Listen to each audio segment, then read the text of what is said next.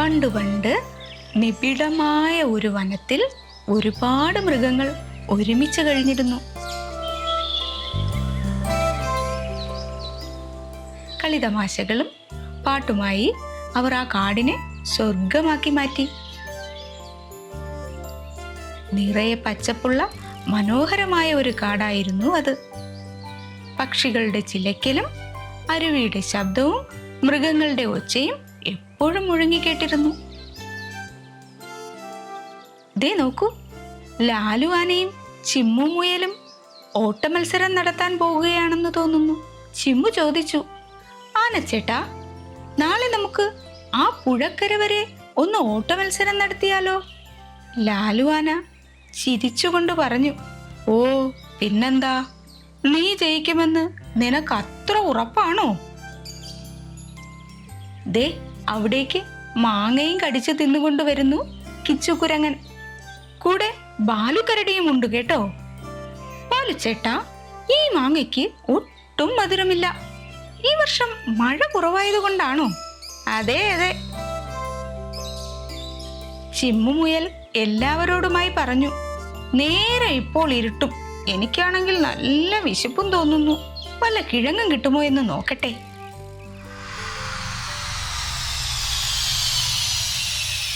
അപ്പോഴാണ് വലിയൊരു ശബ്ദത്തോടെ തീഗോളം പോലെ എന്തോ ഒന്ന് താഴേക്ക് വന്നത്. ആ ഗോളം കാടിന്റെ മധ്യഭാഗത്ത് വന്നിറങ്ങി.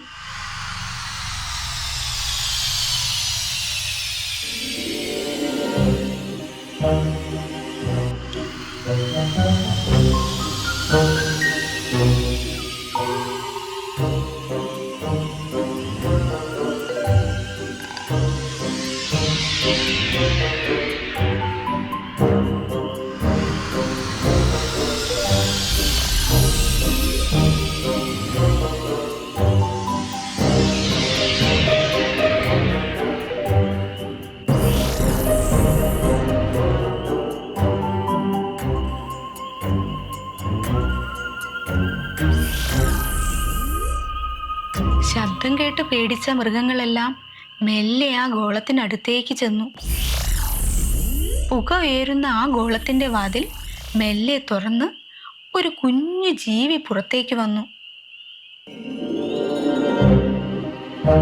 അതിന് വലിയ കണ്ണുകളും നീല നിറവും രണ്ട് ചെറിയ കൊമ്പുകളും ഉണ്ടായിരുന്നു. കിച്ചുകുരങ്ങൻ പേടിച്ച് മരത്തിന് പിന്നിൽ ഒളിച്ചുകൊണ്ട് ചോദിച്ചു, ഇതെന്ത് ജീവിയാ? ഇവൻ നമ്മളെ പിടിച്ചു തിന്നുമോ? ബാലുക്കരടി പറഞ്ഞു, സൂക്ഷിക്കണം, ഇവൻ വേറെ ഏതോ ലോകത്ത് നിന്ന് വന്നതാ.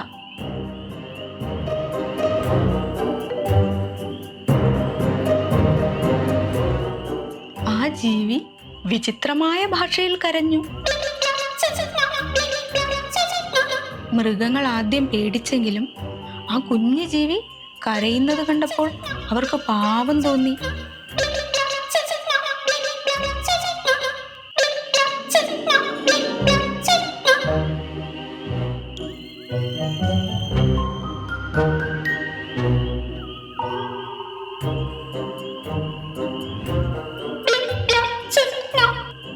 അയ്യോ, ഇവൻ കരയുകയാണല്ലോ. വിശന്നിട്ടാണോ? ഉടൻ തന്നെ അവൻ തൻ്റെ അത്ഭുത സിദ്ധി ഉപയോഗിച്ച് ഒരു ക്യാരറ്റ് അന്തരീക്ഷത്തിൽ നിന്നും സൃഷ്ടിച്ചു.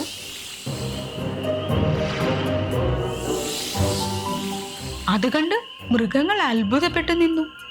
ചിമ്മു പറഞ്ഞു, ഹോ, ഇവനൊരു മാന്ത്രികനാണല്ലോ. ആ ജീവി ആ ക്യാരറ്റ് ബാലുവിന് നേർക്ക് നീട്ടി. ബാലു അത് കയ്യിൽ വാങ്ങിയ ഉടനെ പെട്ടെന്ന് ക്യാരറ്റ് പറന്നുയർന്നു. കിച്ചു പറഞ്ഞു, ഇവൻ പാവമാണെന്ന് തോന്നുന്നു. നമുക്കിവനെ സിപ്പി എന്ന് വിളിക്കാം. ഉടനെ ചിമ്മുമുയൽ അവനെ നോക്കി സിപ്പി എന്ന് നീട്ടി വിളിച്ചു. ലാലുവാന പറഞ്ഞു, സിപ്പി, നീ പേടിക്കേണ്ട, ഞങ്ങൾ നിന്റെ കൂട്ടുകാരാണ്. എല്ലാം കേട്ടുകൊണ്ട് സിപ്പി ചിരിച്ചു.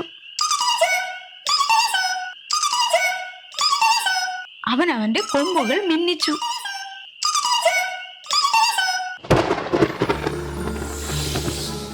ഉടൻ തന്നെ ഉണങ്ങിക്കരിഞ്ഞു നിന്ന ആ വലിയ മാവ് പെട്ടെന്ന് തളിർത്ത് നിറയെ മാങ്ങകളുണ്ടായി.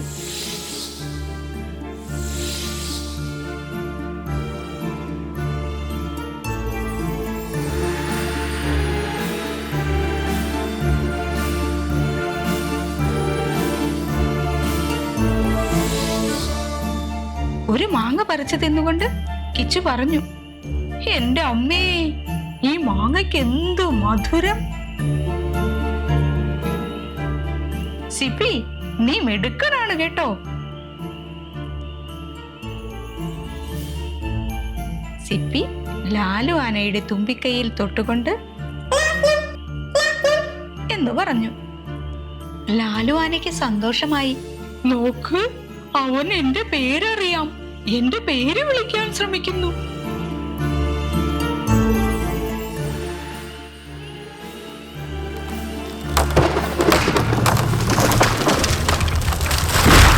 പെട്ടെന്നാണ് അത് സംഭവിച്ചത്. ഒരു മുഴക്കത്തോടെ ഒരു വലിയ കല്ല് താഴേക്ക് ഉരുണ്ടുവന്നു. പേടിച്ചോടിയ ചിമ്മുമുയൽ അതിനടിയിൽ പെടാൻ പോയി. ചിമ്മു അലറി കരഞ്ഞു, രക്ഷിക്കണേ, രക്ഷിക്കണേ! സിപ്പി തന്റെ 2 കൈകൾ നീട്ടിക്കൊണ്ട് എന്ന് പറയുന്നു. ഉടനെ ഒരു നീല വെളിച്ചം വന്ന് ആ വലിയ കല്ലിനെ വായുവിൽ നിർത്തിക്കുന്നു.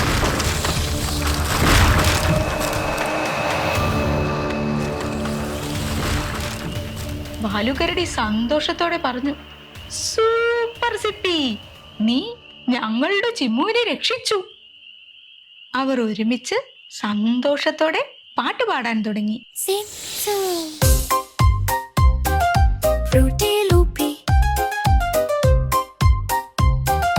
Pulsing like a digital stream, waking up inside a dream. Glitchy whispers soft and low, where the unknown starts to grow. Seem zoom a vibrant hue, fruity loopy, fresh and new. Open wide, our senses bloom, chasing wonders through the room. Deep bass anchors a steady guide, viral paths where feelings hide. Arpeggios dance a playful chime, lost in cinematic time. Seem zoom a vibrant hue, fruity loopy, fresh and new. Open wide, our senses bloom, chasing wonders through the room. Seem zoom.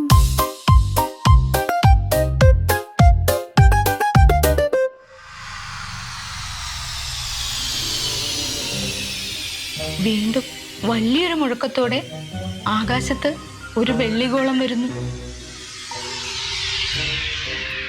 മൃഗങ്ങൾ പേടിയോടെ നോക്കി. Sippy ആകാശത്തേക്ക് നോക്കിക്കൊണ്ട് പറഞ്ഞു, അമ്മ, അച്ഛൻ വരുന്നു.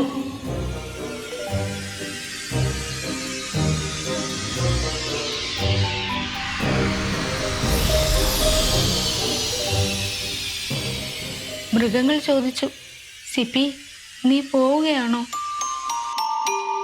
ഞങ്ങളെ മറക്കുമോ? സിപ്പിയുടെ മുഖത്ത് സങ്കടം പടർന്നു. സിപ്പി പറഞ്ഞു, ഇല്ല, ഞാൻ മറക്കില്ല. ഇതാ എൻ്റെ സമ്മാനം. അവൻ തിളങ്ങുന്ന 3 കല്ലുകൾ അവർക്ക് നൽകി. ലാലുവാന ചോദിച്ചു, ഈ കല്ലുകൾ എന്തിനാ സിപ്പി? ഇത് സ്നേഹത്തിൻ്റെ കല്ലുകളാണ്. ഇതിൽ സ്നേഹത്തോടെ നോക്കിയാൽ നിങ്ങൾക്ക് എന്നെ കാണാം. മൃഗങ്ങൾ സങ്കടത്തോടെ പറഞ്ഞു, നന്ദി സിപ്പി. സിപ്പി ഗോളത്തിൽ കയറി.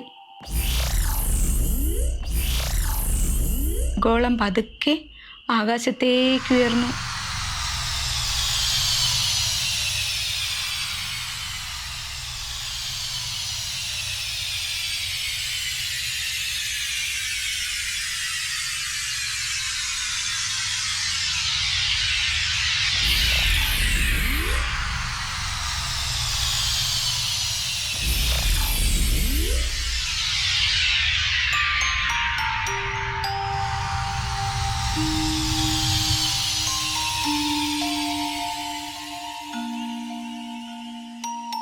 സിപ്പി പോയെങ്കിലും ആ കാട് ഇന്നും പച്ചപ്പോടെയും സന്തോഷത്തോടെയും ഇരിക്കുന്നു.